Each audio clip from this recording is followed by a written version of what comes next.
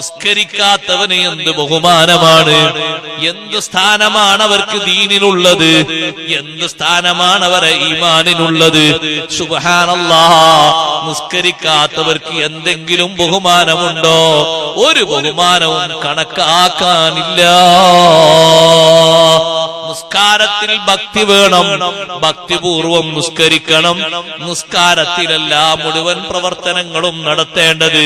ഭക്തി എന്ന് പറയുമ്പോ മാനസികമായിട്ട് ഭക്തിയുള്ള ആളെ നിസ്കാരമാണെങ്കിൽ അവന്റെ അവയവങ്ങൾ നോക്കിയാൽ അത് മനസ്സിലാകും.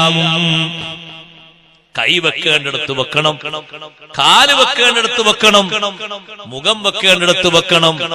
ഓരോ അവയവങ്ങളും എവിടെയാണോ വെക്കേണ്ടത് അവിടെ വെക്കണം. അവിടെ നിന്ന് അനങ്ങാൻ പാടില്ല. നിസ്കാരത്തിൽ എത്തിയിട്ടല്ല ബാക്കി എല്ലാ സംഗതികളും ശരിയാക്കേണ്ടതിന് മുമ്പാണ്. നിസ്കാരത്തിലെത്തിയിട്ട് കൈയും കാലും അങ്ങോട്ടും ഇങ്ങോട്ടൊക്കെ തിരിയും മറിഞ്ഞും പോകുന്നുണ്ടെങ്കിൽ അതിന്റെ അർത്ഥം ഭക്തി ഇല്ല. നിസ്കാരത്തിൽ ഒരു സ്വഹാബി ഇങ്ങനെ താടി ഇങ്ങനെ പിടിച്ചിങ്ങനെ ശരിയാക്കുന്നത് കണ്ടപ്പോ നബി സല്ലല്ലാഹു അലൈഹി വസല്ലം തങ്ങൾ പറഞ്ഞു,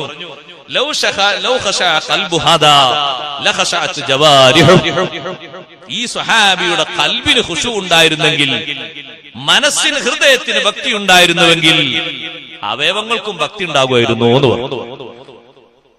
അപ്പൊ അവയവങ്ങളുടെ ഭക്തി ഖൽബിന്റെ ഭക്തിയുടെ തെളിവാണ്.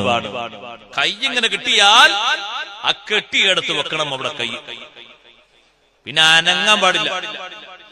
ചൊറി വന്നാലും മുറി വന്നാലും അങ്ങോട്ട് ചെരിഞ്ഞാലും ഇങ്ങോട്ട് ചെരിഞ്ഞാലും, കുപ്പായം ശരിയാക്കാനും തുണി ശരിയാക്കാനും ജുബ്ബ ശരിയാക്കാനും തലക്കെട്ട് ശരിയാക്കാനും മൂക്ക് ശരിയാക്കാനും കാത് ശരിയാക്കാനും ഒന്നിനും കൈ അനങ്ങാൻ പാടില്ല. ഒരൊറ്റക്കെട്ടിൽ അവിടെ വെച്ചു. എവിടെയാണോ ഓരോ അവയവങ്ങളും വെക്കേണ്ടത് അത് അവിടെ തന്നെ വെക്കണം. അവിടുന്ന് അനങ്ങാതെ നിൽക്കണം.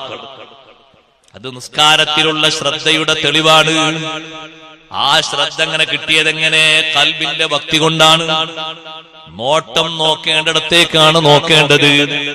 ഒരൊറ്റ പോയിന്റും അങ്ങോട്ടും ഇങ്ങോട്ടും നോട്ടം മാറ്റി പോകരുത്.